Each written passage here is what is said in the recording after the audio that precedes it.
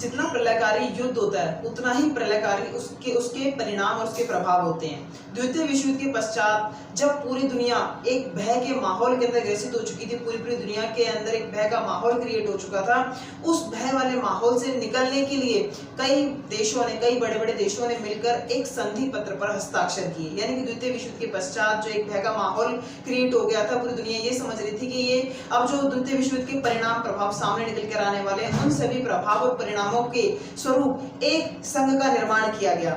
Atlantic charter नाम से एक आपके 51 देशों ने 24 अक्टूबर 1945 को एक संधि पत्र पर हस्ताक्षर किए, जिसके अंदर आपके एक नए संघ का निर्माण किया गया। उस संघ का नाम था संयुक्त राष्ट्र संघ। संयुक्त राष्ट्र संघ एक ऐसा संघ एक ऐसा संघ बना जो कि आपका जो राष्ट्र संघ था, राष्ट्र संघ के बाद निर्माण किया गया था। संयुक्त राष्ट्र संघ यूएनओ, जिसको यूएनओ बोला जाता है, संयुक्त राष्ट्र संघ का निर्माण किया गया था। कई सारे कारण उसके बनाने के थे, जो कि मैं यहाँ पे पीछे लिख चुका हूँ। Welcome back to YouTube channel SSM learning. How are you? I hope so you are fine.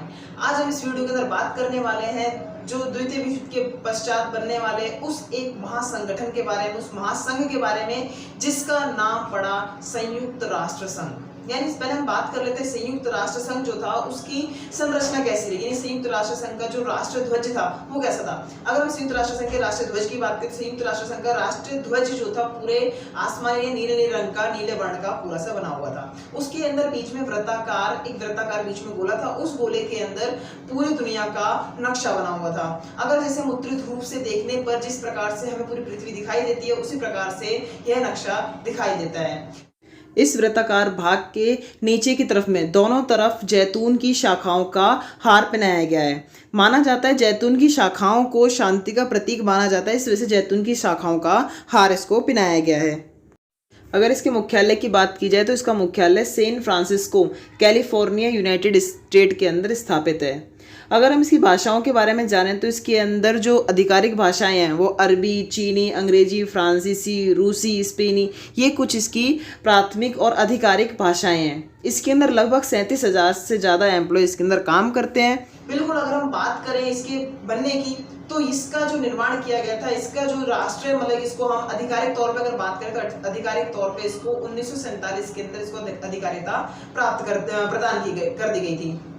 इसके अलावा अब जो वर्तमान के अंदर इसके अंदर सदस्यता शामिल है, यानी पहले 51 देशों ने मिलकर इस संघ का निर्माण किया गया था, परंतु अब इस संघ के अंदर, इस राष्ट्र संघ के अंदर, संयुक्त राष्ट्र संघ के अंदर इस टाइम पर 193 देश इसके अंदर शामिल है। अब हम उन कारणों के बारे में बात कर लेते हैं जिसकी वजह से इतने बड़े संघ का निर्माण किया गया, जो कि पूरी दुनिया के ऊपर, पूरे विश्व के ऊपर एक तरीके से कंट्रोल करा हुआ है। पूरी दुनिया के अंदर जो क्या नाम है माहौल, जो बुरा माहौल क्रिएट होता है, उस माहौल को कंट्रोल करने का जो एक ही क्या नाम है आपका संघ है जो अपने ऊपर कंट्रोल कर सकता है, जिसका नाम है संयुक्त राष्ट्र संघ। हम उन कारणों के बारे में एक करके जान लेते हैं। सबसे पहला कारण है 1919 के अंदर राष्ट्र संघ की असफलता, यानी कि संयुक्त राष्ट्र संघ का जो निर्माण किया गया उसके सबसे पहला कारण सामने आता है, जिसका नाम था 1919 के अंदर राष्ट्र संघ की असफलता का हो जाना।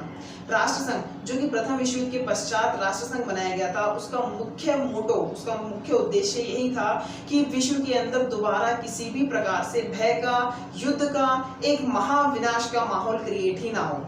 परंतु इसकी असफलता को देखा जा सकता है, सीधे सीधे इसकी असफलता ये सामने आई कि जो आपका द्वितीय विश्व युद्ध था, द्वितीय विश्व युद्ध ही इसकी असफलता का सबसे बड़ा कारण सामने आता है। इसके बाद बात करते हैं कि ये असफल हुआ ही क्यों। इसके असफल होने के अंदर सबसे बड़ा कारण था अमेरिका जैसे बड़े देशों का इसके अंदर शामिल ना होना। जब अमेरिका जैसे बड़े देश इसके अंदर शामिल नहीं हुए, उसकी वजह से इसके अंदर थोड़ी सैन्य क्षमता कम रह गई और इसके ऊपर दबाव जो था बनता चले गया, जिस वजह से क्या हुआ कि आपके जो राष्ट्र संघ था, राष्ट्र संघ असफल हो गया और इसकी वजह से द्वितीय विश्व युद्ध, पूरी दुनिया के अंदर द्वितीय विश्व युद्ध खड़ा हो गया। जब द्वितीय विश्व युद्ध हुआ तो उस टाइम पर पूरी दुनिया के अंदर, जब द्वितीय विश्व युद्ध समाप्त होने के पश्चात पूरी दुनिया को एक ऐसे संघ की जरूरत थी जिसके पास अपनी पूरी पावर हो, जिसके अंदर शक्ति और शक्तिशाली एक ऐसे संघ की जरूरत थी जो पूरे की पूरी दुनिया को अपने हाथ में कंट्रोल कर सके, यानी कि सभी गतिविधियों को अपने अंदर कंट्रोल कर सके। एक ऐसे संघ का निर्माण किया गया, यही एक कारण बना था, सबसे इंपॉर्टेंट कारण बना था, जिसकी वजह से आपका संयुक्त राष्ट्र संघ की स्थापना की गई। इसके बाद आपका दूसरा कारण सामने आता है जो है आपका सामाजिक, आर्थिक, मानवीय समस्याओं का समस्याओं को समाप्त करने का कारण, यानी कि जो इतनी सारी समस्याएं आपकी क्रिएट हुई थी। अगर हम बात करें तो मानव जाति यानी कि मानव समाज के अंदर राजनीतिक मुद्दों को छोड़कर बाकी सामाजिक और आर्थिक मुद्दे बहुत ज्यादा मात्रा के अंदर प्रभावित हो रहे थे। कई देशों के अंदर जो रोग थे यानी कि रोग पूरी महामारियों का रूप धारण कर चुके थे, छोटे रोग भी महामारी का रूप धारण कर चुके थे। तो कई सारे देशों के अंदर तो खाद्यान्न संकट आ गया था, वहां पे खाने तक के लाले पड़ गए थे। कई जगह तो सूखा पड़ गया, कहीं बाढ़ आ रही थी। मतलब क्या प्राकृतिक जो प्रकृति थी, प्रकृति ने भी उनका एक तरीके से कई देशों के ऊपर अकाल पड़ना चालू हो गया था। इसके अलावा अगर हम बात करें तो मानव विकास की गतियां जो थी इतनी ज्यादा मात्रा में की जा रही थी कि प्राकृतिक जो वनस्पतियां थी, जीव जंतु थे, उनकी प्रजातियां विलुप्त होने लगी। जो हम मानव विकास की गतियां जो इस टाइम पे चल रही थी, मानव विकास की गतियों की वजह से प्रकृति रूंधती जा रही थी, बहुत ज्यादा मात्रा में प्रकृति को रौंदा जा रहा था, जिसकी वजह से वनस्पतियां, जीव जंतु, कई प्रजातियां आपकी पूरी की पूरी विलुप्त हो गई, खत्म हो चुकी थी। और इसके अलावा अगर हम बात करें तो अगर हम अंतरराष्ट्रीय सहयोग यानी कि अगर हम बात करें कि कई सारे दुनिया के अंदर ऐसा मुद्दा चालू हो गया था कि सब चाहते थे कि सभी देश एक दूसरे की मदद करें। उस मदद को करवाने के लिए सभी के ऊपर एक ना एक ऐसे संघ का, एक ऐसे किसी व्यक्ति का हाथ होना जरूरी था कि जो इन सबको कंट्रोल कर सके। सभी सामाजिक, आर्थिक, राजनीतिक या फिर किसी भी प्रकार की मानवीय जो आपकी विचारधारा है, यानी किसी भी प्रकार का आपका जो कार्यक्रम होने वाला है, उस कार्यक्रम को नियंत्रण करने के लिए किसी एक संघ का बनना जरूरी था, जो कि संघ आपका बना था संयुक्त राष्ट्र संघ, जिसकी वजह से क्या था, विश्व के अंदर यदि कभी भी किसी भी प्रकार के किसी भी देश को कोई समस्या आती है तो उस समस्या को वो संयुक्त राष्ट्र संघ के सामने रखता है और संयुक्त राष्ट्र संघ उसकी मदद करने के लिए हमेशा खड़ा रहता है। इसके बाद हम तीसरे कारण की बात करते हैं। तीसरा कारण था वैश्विक समस्याओं का समाधान करना, यानी वैश्विक समस्या। अब वैश्विक समस्या कौन सी होती है? वैश्विक समस्याओं का समाधान यानी कि वैश्विक समस्या ऐसी समस्याएं होती है जो इंसानों द्वारा बनाई नहीं जा सकती। ऐसी समस्याएं जो कि जैसे कि आपका बोल सकते हैं हम ग्लोबल वार्मिंग होना। मेन इसके अंदर इंसानों का ही हाथ होता है, लेकिन क्या है कि अगर हम इसको रोकना चाहें तो इंसान इसको आराम से रोक सकते हैं। इसके अंदर जैसे ग्लोबल वार्मिंग हो गया आपका, और कई प्रकार के आपके जैसे कि आतंकवाद हो गया, बाढ़, चक्रवात, तूफान, ऐसे करके जो प्राकृतिक आपदाएं हो गई या मानव द्वारा पैदा की गई आपदाएं हो गई, उन सभी आपदाओं से निपटने के लिए जो संयुक्त राष्ट्र संघ का निर्माण किया गया था। क्योंकि यदि जब ये आपदाएं किसी एक देश के ऊपर हावी होती है तो पूरा का पूरा देश बहुत बुरी तरीके से प्रभावित होता है। परंतु जब उस देश के संग कोई अन्य बड़ा देश शामिल हो जाता है, उसके ऊपर वो उसकी सहायता करता है, तो उस देश का भार थोड़ा सा कम हो जाता है, उसकी थोड़ी सहायता हो जाती है। इसके बाद इसकी इसी वजह से क्या था कि आपका वैश्विक समस्याओं के समाधान के लिए भी संयुक्त राष्ट्र संघ की स्थापना करनी जरूरी हो गई थी। इसके बाद हम चौथे कारण की बात करते हैं। अगला कारण हमारे सामने आता था महाशक्तियों की मनमानी पर रोकथाम। यानी कि उस टाइम पर जो महाशक्तियां थी, बड़ी बड़ी महाशक्तियां, जैसे अमेरिका हो गया, अमेरिका जैसी बड़ी बड़ी महाशक्तियों की जो हुकूमत थी, उस हुकूमत को रोकने के लिए भी एक ऐसे ऐसे संघ की जरूरत थी, एक ऐसे गुट की जरूरत थी, एक ऐसे ग्रुप की जरूरत थी जो कि आपका इन सभी समस्याओं का समाधान कर सके। यानी कोई भी विश्व के अंदर कोई भी ऐसा देश शामिल ना हो, कोई भी विश्व के अंदर ऐसा देश उभर कर ना आए जो कि छोटे देशों के ऊपर दबाव डाल सके। क्योंकि पहले टाइम पे क्या होता था कि जो बड़े बड़े देश हुआ करते थे, अपने धन दौलत की ताकत के अनुसार, अपनी धन दौलत की ताकत दिखाकर छोटे देशों के ऊपर मनमानी करते थे, उनके ऊपर हुकूमत करते थे, उनके ऊपर कब्जा करने तक की कोशिश करते थे। उनको थोड़ा सा कर्जा देते और कर्जा देके उनकी जो जमीन थी हथियाने की कोशिश करनी, कई सारे प्राकृतिक संसाधनों का उपयोग करना और बहुत प्रकार की आपकी उनके ऊपर मानवीय गतिविधियों का प्रयोग करके हम क्या नाम है, जो बड़ी बड़ी महाशक्तियों वाले देश जो थे वो उनको खत्म करते जा रहे थे। एक तरीके से उनको उन्होंने अपना उपनिवेश बना लिया था। उन सभी महाशक्तियों के ऊपर यानी बड़े बड़े देशों के और महादेशों के ऊपर एक संघ बना दिया गया, जिसके अंदर मतलब एक ऐसा प्लेटफॉर्म, अब जो आपके विकासशील देश थे, जब विकसित देश इनके ऊपर कब्जा करके बैठ गए थे, विकासशील देशों का अपना विकास नहीं हो पा रहा था। उस विकास को करवाने के लिए किसी एक ऐसे संघ की जरूरत थी जो बड़े देशों के ऊपर नियंत्रण कर सके और छोटे देशों का विकास करने में मदद कर सके। एक ऐसे मंच की जरूरत थी जहाँ पे छोटे देश जाके, यानी कि जो विकासशील देश है, विकासशील देश जाके वहाँ पे अपनी बात रख सके, उनकी बात सुनी जाए और उन परेशानियों का उनके लिए कोई इलाज या फिर कोई आपकी समस्या का समाधान किया जाए। इसलिए संयुक्त राष्ट्र संघ ने उनको एक मंच प्रदान किया। उस मंच के कारण से सभी के सभी देश जो थे उसके पास जाते हैं और जाकर अपनी समस्या बताते हैं। तो किसी भी देश को इस प्रकार मतलब कि इसका बोध नहीं होता, इस पर मतलब कि उनको ये नहीं लगता कि हमारे संग भेदभाव किया जा रहा है या फिर हमारे संग कुछ गलत भाव किया जा रहा है। सभी के सभी देश इसके ऊपर संयुक्त राष्ट्र संघ के ऊपर अपना संपूर्ण योगदान प्रस्तुत करते हैं। इसी के साथ साथ अगर हम बात करें कि संयुक्त राष्ट्र संघ इन बड़े देशों के ऊपर सभी गतिविधियों के ऊपर भी नियंत्रण रखता है, कहीं ऐसा ना हो कि कोई देश चोरी छुपे किसी अन्य देश के ऊपर कब्जा तो नहीं कर रहा, उसके ऊपर भी ध्यान रखता है संयुक्त राष्ट्र संघ। इसके बाद बात करते हैं अगले कारण के बारे में, जो कि हमारे सामने निकल के आता है अंतरराष्ट्रीय कानूनों व समझौतों के प्रति आपका सम्मान करने का। यानी कि जो अंतरराष्ट्रीय कानून बनाए गए, जब ये अगर हम बात करें संयुक्त राष्ट्र संघ के निर्माण की, तो संयुक्त राष्ट्र संघ का निर्माण एक ऐसे टाइम पर किया गया था कि जब आपकी पूरी दुनिया के अंदर भय का, ईर्ष्या का और बहुत ज्यादा तनाव वाला माहौल क्रिएट हो रखा था। उस टाइम पर संयुक्त राष्ट्र संघ की स्थापना की गई थी। ऐसे टाइम पर मित्रता बनाना और अंतरराष्ट्रीय कानूनों को पालन करना वो बहुत ज्यादा कठिन काम था। लेकिन उस कठिन काम को करवाने के लिए इस कठिन काम को करवाने के लिए देशों ने एक क्या नाम है संघ बनाया था, जिसको संयुक्त राष्ट्र संघ बोला गया। संयुक्त राष्ट्र में यूएनओ ने अपनी पूरी कोशिश करके आपके अंतरराष्ट्रीय कानूनों को पालन करवाया, अंतरराष्ट्रीय कानूनों का पालन करवाया। जो ईर्ष्या का यानी भय का जो माहौल क्रिएट हो रखा था, उस माहौल से थोड़ा सा देश को बाहर निकाला, देश को, दुनिया को उस टाइम से बाहर निकाला।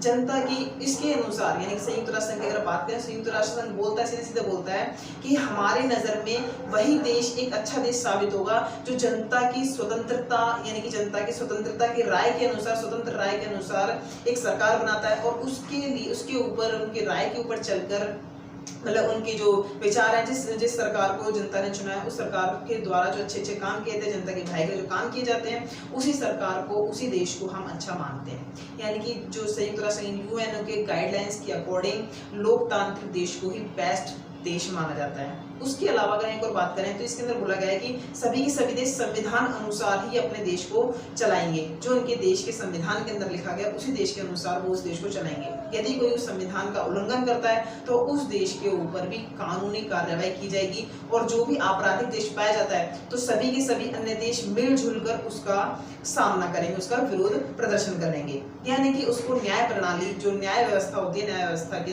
अकॉर्डिंग उन सभी को विचार किया जाएगा कि इसको क्या दंड देना चाहिए। इसके बाद हम बात करें अगले कारण के बारे में कि जिसकी वजह से संयुक्त राष्ट्र संघ का निर्माण हुआ, तो वो कारण आता है विश्व के अंदर राष्ट्रों के मैत्रीपूर्ण संबंध के बारे में। मैं आपको पहले बता चुका हूँ कि जब आपके संयुक्त राष्ट्र संघ की स्थापना की गई उस टाइम पर बहुत ज्यादा आपका ईर्ष्या और भय का माहौल क्रिएट हो रखा था। उस टाइम पर आपकी इतनी ज्यादा मतलब कि पूरी दुनिया के अंदर बहुत ज्यादा मात्रा के अंदर हम बात करें तो तनाव वाला माहौल था। उस टाइम पर मित्रता करना बहुत कठिन काम था, लेकिन संयुक्त राष्ट्र संघ ने हार नहीं मानी। उसके सभी के सभी जो उस टाइम पे बने हुए अधिकारी थे, उन सभी अधिकारियों की नीतियों अनुसार, उन सभी की नीतियों के अनुसार इस काम को पूरा किया गया। उन्होंने जनता की स्वतंत्रता के अनुसार राय को प्राप्त किया और सभी के सभी देशों के मध्य एक इस प्रकार की राष्ट्र भावना उत्पन्न करवा दी जिसकी वजह से सभी के सभी देशों के अंदर मित्रता बन जाए।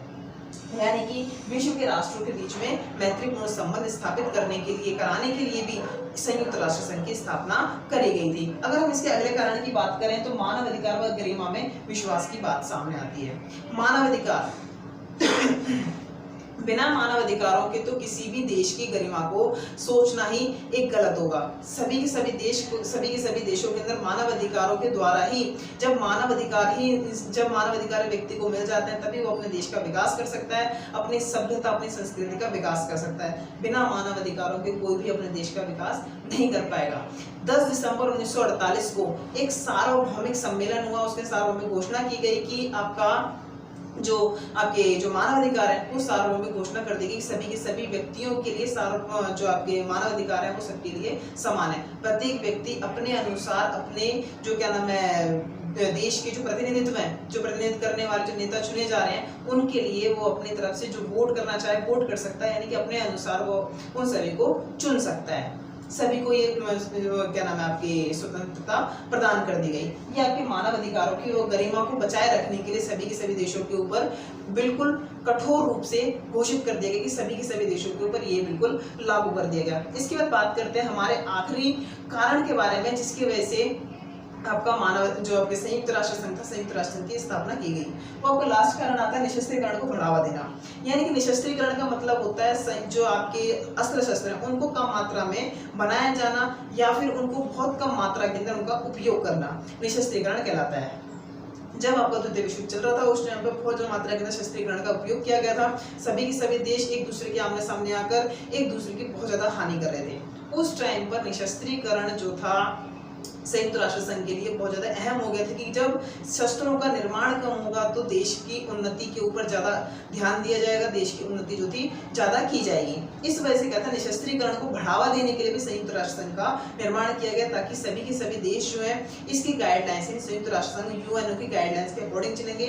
यदि कोई देश ऐसे उल्टी सीधी हरकत करता हुआ नजर आता है, किसी भी देश के बीच में ऐसा लगता है कि ये देश अंतर्राष्ट्रीय जो कानून है उनका उल्लंघन कर रहा है, तो उस देश के ऊपर सभी अन्य देश जो होते हैं मिलकर उसके खिलाफ जो क्या नाम है आपका, जो उसके खिलाफ आपके एक्शन लेते हैं और एक्शन लेके उसके न्यायालय के अंदर, जो अंतर्राष्ट्रीय न्यायालय के अंदर उसका केस सामने रखा जाता है। यानी कि आज की इस वीडियो के अंदर हमने जाना कि काफी सारे उन सभी के सभी देशों के बारे, उन सभी के सभी कारणों के बारे में कि जिसकी वजह से संयुक्त राष्ट्र संघ की स्थापना की गई। संयुक्त राष्ट्र संघ की स्थापना के बाद जो स्थापना करने के कारण थे, तो हमने कारण सुने, लेकिन जो संयुक्त राष्ट्र संघ था इसकी स्थापना के जो काफी सारे इसके मुद्दे भी थे जिनको हम अगली वीडियो के अंदर जानने वाले हैं। मुझे आशा है कि मैं आशा करता हूँ कि आपको वीडियो जरूर पसंद आएगी, तो प्लीज़ वीडियो को लाइक करें, अपने कमेंट के संग मुझे ये बताएं कमेंट बॉक्स के अंदर कि जो भी आपको वीडियो का पार्ट सबसे अच्छा पसंद आया वो मुझे वीडियो के कमेंट बॉक्स के अंदर बताएं, और अगर आपको कुछ और अच्छी चीज़ चाहिए तो वो भी मुझे कमेंट बॉक्स के अंदर जरूर बताएं। अगर आप चैनल के ऊपर नए हैं तो चैनल को सब्सक्राइब जरूर करें। थैंक्स।